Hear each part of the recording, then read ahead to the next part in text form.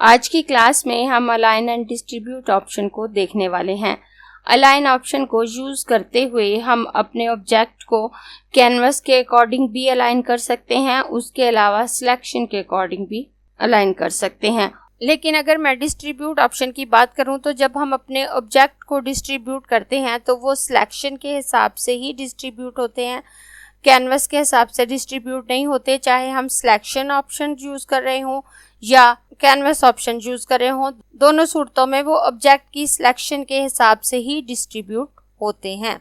I am Mubina बारी, और यहाँ मैं आपको क्लियरली बता दूं कि आप मुख्तलिफ लेयर पे मौजूद ऑब्जेक्ट को अलाइन या डिस्ट्रीब्यूट कर सकते हैं। एक ही लेयर पर मौजूद दो या दो से ज़्यादा ऑब्जेक्ट को ना तो आप अलाइन कर सकते हैं और ना ही डिस्ट्रीब्यूट कर सकते हैं। यहाँ मैंने डिफरेंट लेयर ली हैं, उन पे डिफरेंट ऑब्जेक्ट बनाकर उसमें मुख्तलिफ कलर फिल किए हैं ताकि हमारा टाइम सेव हो सके। मैंने सिलेक्शन लेकर उसमें कलर फिल किए हैं और सिलेक्शन लेकर किस तरह से कलर फिल करने हैं वो हम मूव टूल वाली क्लास में देख चुके हैं। तो यहाँ मैं अपनी कुछ लेयर्स को हाइड कर देती हूँ। अब यहाँ पे मेरे पास ये 4 लेयर मौजूद हैं जिन पे हॉरिजॉन्टल ऑब्जेक्ट मौजूद है और हम इन्हें वर्टिकली अलाइन या डिस्ट्रीब्यूट करेंगे। तो मैं इन चारों को सिलेक्ट करूंगी। जब मैं चारों को सिलेक्ट करती हूँ तो यहाँ प्रॉपर्टी पैनल में भी मुझे align and distribute option show हो जाता है, उसके अलावा यहाँ पे भी ये ऑप्शन शो हो जाता है। उसके बाद यहाँ पे आऊँ तो इस पैनल में मेरे पास अलाइन और डिस्ट्रीब्यूट के तमाम ऑप्शन यहाँ पर मौजूद हैं। और यहाँ नीचे आऊँ तो यहाँ मेरे पास सिलेक्शन है और कैनवस है। अगर मैं कैनवस सिलेक्ट करूंगी तो ये कैनवस के अकॉर्डिंग अलाइन होंगे और अगर मैं सिलेक्शन सेट करूंगी तो ये ऑब्जेक्ट के अकॉर्डिंग अलाइन होंगे। तो पहले मैं सिलेक्शन यहाँ पर ले लेती हूँ। सिलेक्शन लेने के बाद अब अगर मैं इन्हें अलाइन लेफ्ट करूँ तो आप देखें ये लेफ्ट अलाइन हो गए। इस सिलेक्शन के अकॉर्डिंग जो हमारा ऑब्जेक्ट सबसे ज्यादा लेफ्ट पे था उसके अकॉर्डिंग ये तमाम ऑब्जेक्ट अलाइन हो गए। उसके बाद अगर मैं इन्हें अलाइन राइट करती हूँ तो ये राइट साइड पे अलाइन हो जाते हैं और अगर मैं इन्हें हॉरिजॉन्टल अलाइन सेंटर करूं तो ये सेंटर से अलाइन हो जाएंगे। उसके बाद मैं यहाँ से कैनवस सिलेक्ट करूंगी। कैनवस सिलेक्ट करने के बाद अगर मैं यहाँ से अलाइन पे क्लिक करती हूँ तो अब ये कैनवस के अकॉर्डिंग यहाँ से लेफ्ट अलाइन हुए हैं और अगर मैं सेंटर अलाइन करूं तो ये कैनवस के अकॉर्डिंग सेंटर अलाइन होंगे और अगर मैं राइट अलाइन करूं तो ये कैनवस के अकॉर्डिंग यहाँ से राइट अलाइन होंगे। मैं इन्हें लेफ्ट अलाइन कर लेती हूँ। और उसके बाद अगर मैं डिस्ट्रीब्यूट ऑप्शन की बात करूँ तो यहाँ पे भी हमारे पास डिस्ट्रीब्यूट ऑप्शन है और यहाँ पे भी हमारे पास डिस्ट्रीब्यूट ऑप्शन है। तो अगर मैं इन ऑप्शन की बात करूँ तो यहाँ पे हमारे पास सबसे पहले डिस्ट्रीब्यूट टॉप एज है। अगर हम ये डिस्ट्रीब्यूट ऑप्शन यूज करते हुए अपने ऑब्जेक्ट को डिस्ट्रीब्यूट करेंगे तो इनके एजेस टू एजेस जो स्पेस है वो इक्वल होगी, इनके दरमियान की स्पेस इक्वल नहीं होगी। लेकिन अगर हम दरमियान की स्पेस इक्वल करना चाहते हैं तो हम यहाँ नीचे वाले ऑप्शन यूज करेंगे। तो मैं यहाँ से सिलेक्शन सेट कर लेती हूँ। अगर मैं डिस्ट्रीब्यूट टॉप एज पे क्लिक करूं तो अब आप देखें इनके दरमियान की स्पेस आपको इक्वल नजर नहीं आ रही। इससे क्या होता है, हमारे फर्स्ट ऑब्जेक्ट के टॉप और सेकंड ऑब्जेक्ट के टॉप का फासला इक्वल हो जाता है। बाकी इनके साइज पर डिपेंड करता है। अगर ये साइज छोटा या बड़ा है हमारे ऑब्जेक्ट का तो इनकी स्पेस मुख्तलिफ होगी और अगर इनका साइज इक्वल है तो स्पेस इक्वल आ सकती है। अब मजीद वाज़ेह समझाने के लिए मैं यहाँ पर एक और लेयर ले लेती हूँ और इस न्यू लेयर पे सिलेक्शन बनाकर एक छोटा सा रेक्टेंगल क्रिएट करूंगी। ये मैं ऊपर वाले ऑब्जेक्ट के एज से नीचे वाले ऑब्जेक्ट के एज तक रेक्टेंगल क्रिएट करूंगी। मैं इसमें ब्लैक कलर फिल कर दूंगी। अब यहाँ पे आप देखें इस ऑब्जेक्ट के टॉप और इस ऑब्जेक्ट के टॉप के दरमियान फासला इक्वल है। उसके बाद अगर मैं यहाँ पे लेके आती हूँ इस ऑब्जेक्ट के टॉप और इस ऑब्जेक्ट के टॉप का फासला इक्वल है और अगर मैं यहाँ पे लेके आती हूँ तो इस ऑब्जेक्ट के टॉप और इस ऑब्जेक्ट के टॉप का फासला इक्वल है। इस तरह से अगर आप इन ऑप्शन में से कोई ऑप्शन यूज करते हैं तो इनके एजेस या सेंटर का फासला इक्वल होगा, इनके दरमियान की स्पेस इक्वल नहीं होगी।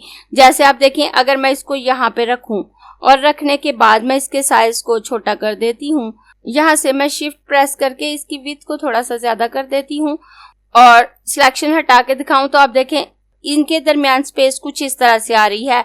अब मैं मूव टूल से इसको सिलेक्ट करूं और सिलेक्ट करके अगर यहाँ नीचे लेके आती हूँ तो यहाँ पे ये बहुत थोड़ा सा इसके ऊपर ओवरलिप हो रहा है, और अगर यहाँ पे नीचे लेके आऊं तो यहाँ साइजिंग के फर्क की वजह से आप देखें ये कितना ज्यादा इसके ऊपर आ रहा है, जबकि यहाँ पे इनका फासला इक्वल था।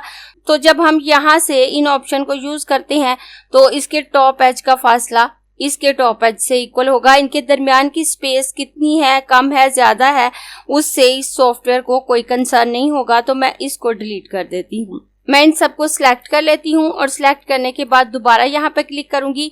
अब अगर यहाँ पे मैं डिस्ट्रीब्यूट स्पेस वर्टिकल सेंटर पे क्लिक करूं तो ये सेंटर के हिसाब से डिस्ट्रीब्यूट हो जाएंगे, और अगर मैं यहाँ से डिस्ट्रीब्यूट बॉटम एज पे क्लिक करूं तो ये बॉटम के हिसाब से इनका फासला इक्वल आ जाएगा। अब दोबारा रेक्टेंगल बनाकर इनके दरमियान के फासले को नाप सकते हैं।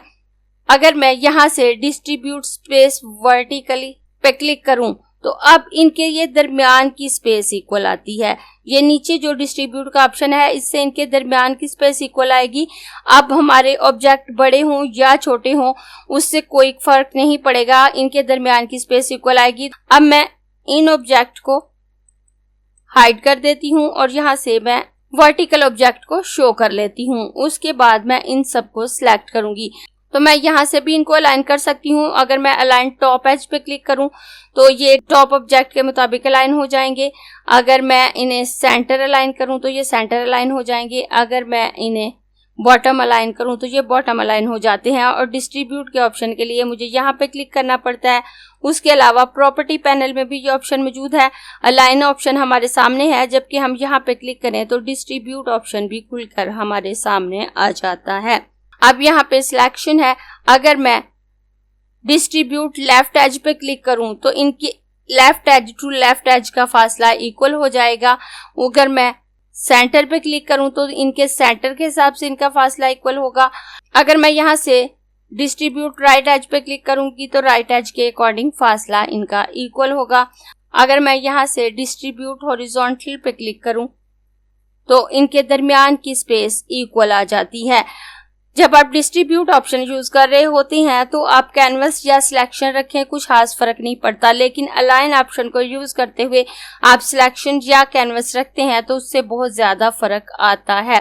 जैसे अगर मैं यहाँ से कैनवस लेती हूँ, कैनवस के अकॉर्डिंग अलाइन बॉटम एज करूँ तो ये इस कैनवस के अकॉर्डिंग बॉटम की तरफ अलाइन हो जाएंगे। अगर मैं इन्हें सेंटर अलाइन करती हूँ तो ये सेंटर अलाइन हो जाते हैं, और अगर मैं इन्हें टॉप अलाइन करूँ तो ये टॉप अलाइन हो जाते हैं। उसके बाद मैं इन दो लेयर को शो कर लेती हूँ। जरूरी नहीं कि आप कुछ लेयर हाइड करें, मैंने हाइड करके इसलिए आपको बताया ताकि हॉरिजॉन्टल और वर्टिकल ऑप्शन आपको क्लियरली बता सकूं। अलाइन और डिस्ट्रीब्यूट ऑप्शन हमारी बहुत हेल्प कर रहे होते हैं और हमारे काम को इजी बना देते हैं। अगर हमें वैसे इनको अलाइन करना पड़े तो इनको उठाकर एक एक ऑब्जेक्ट को रखेंगे, लेकिन हम जितने भी ऑब्जेक्ट सेलेक्ट करते हैं वो एक साथ अलाइन हो जाते हैं। अब आप देखें ये दो सर्कल मौजूद हैं। अब मैं चाहती हूँ कि ये मेरे कैनवस के सेंटर में भी आ जाएं और एक दूसरे के सेंटर में भी आ जाएं, तो मैं इन दोनों को सिलेक्ट करूंगी। आपके जितने भी ऑप्शन शो हो रहे हों, आप जो सिलेक्शन में लेंगे सिर्फ वही वर्क कर रहे होंगे। इस वक्त ये ऑप्शन भी मेरे शो हो रहे हैं, लेकिन मेरी सिलेक्शन सिर्फ इन दो पे है। तो अगर मैं यहाँ से कैनवस सिलेक्ट करूं, उसके बाद मैं यहाँ से इसको वर्टिकल अलाइन करूं और हॉरिजॉन्टल अलाइन करूं, तो अब ये दोनों ऑब्जेक्ट मेरे कैनवस के सेंटर में भी आ जाते हैं और एक दूसरे के सेंटर में भी आ जाते हैं। और इस तरह से अपने ऑब्जेक्ट को अलाइन करने की जरूरत हमें कई दफा पड़ जाती है। मैं इन दोनों को हाइड करके इस लेयर को शो कर लेती हूँ। अब ये दो ऑब्जेक्ट मेरे एक ही लेयर पे हैं। यहाँ से मैं कुछ लेयर्स हाइड कर देती हूँ। इस ऑब्जेक्ट को उठाकर मैं थोड़ा यहाँ पे रख लेती हूँ। अब ये ग्रीन रेक्टेंगल मेरा सेपरेट लेयर पे है, जबकि ये दो रेक्टेंगल मेरे एक ही लेयर पे हैं। अब अगर मैं इन दोनों को सिलेक्ट करूँ और सिलेक्ट करने के बाद यहाँ से टॉप अलाइन करती हूँ, तो अब आप देखें ये ऑब्जेक्ट मेरा अलाइन नहीं हुआ। इस ऑब्जेक्ट के मुताबिक अलाइनमेंट हो गई, क्योंकि ये दरमियान में है, ये अपनी जगह से मूव नहीं कर सकता। अगर मैं इसे बॉटम अलाइन करती हूँ तो भी ऑब्जेक्ट अलाइन नहीं होता। अगर मैं सेंटर अलाइन करती हूँ तो भी इनकी अलाइनमेंट बिल्कुल सेंटर में नहीं है। अगर मैं सिलेक्शन खत्म करूं और यहाँ से एक और ऑब्जेक्ट को शो कर लेती हूँ और शो करने के बाद मैं इन सबको सिलेक्ट करूंगी। अगर मैं इनको सेंटर अलाइन करूं तो आप देखें ये ऑब्जेक्ट इसके पीछे चला गया क्योंकि ये दोनों ऑब्जेक्ट एक लेयर पे मौजूद हैं। अब अगर मैं इनकी स्पेस को डिस्ट्रीब्यूट करूं तो आप देखें ये ऑब्जेक्ट यहाँ पे आ गया, आपको थोड़ा सा यहाँ पे नजर आ रहा होगा। इस ऑब्जेक्ट के साथ इसने स्पेस को डिस्ट्रीब्यूट नहीं किया, इसलिए अगर आपके कुछ ऑब्जेक्ट एक ही लेयर पे मौजूद हैं तो आप ना तो उनको अलाइन कर सकते हैं ना ही डिस्ट्रीब्यूट कर सकते हैं। और अगर आप उनको किसी और लेयर के साथ अलाइन या डिस्ट्रीब्यूट करते हैं तो वो किसी एक ऑब्जेक्ट के अकॉर्डिंग ही अलाइन या डिस्ट्रीब्यूट होंगे, तमाम ऑब्जेक्ट के अकॉर्डिंग नहीं। और एक लेयर पे मौजूद ऑब्जेक्ट को जब आप सिलेक्ट करते हैं तो वो दोनों ही सिलेक्ट होते हैं। मैं इस सिलेक्शन को खत्म करके अगर इन दोनों को यहाँ से हाइड करूं और इसको सिलेक्ट करूं तो आप देखें ये भी साथ ही सिलेक्ट होगा। इस तरह से आपने जिन ऑब्जेक्ट को अलाइन या डिस्ट्रीब्यूट करना है उनका डिफरेंट लेयर पे होना बहुत जरूरी है।